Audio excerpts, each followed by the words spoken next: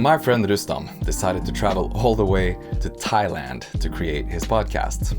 And he decided to record it in the busiest city street he could find. And that's pretty much the noisiest environment that you can imagine. So naturally, his video ended up sounding like this. We'll try to test it actually gets it right and correct. All you can hear is that city noise. And somewhere deep in it, you can barely make out Rustam's voice.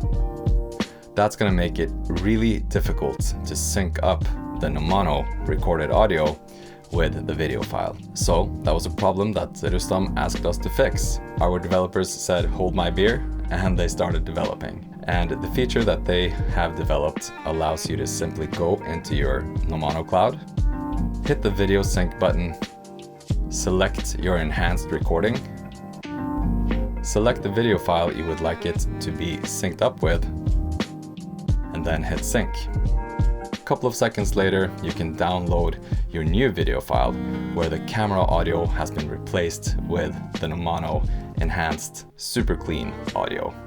And now Rustam's recording sounds like this.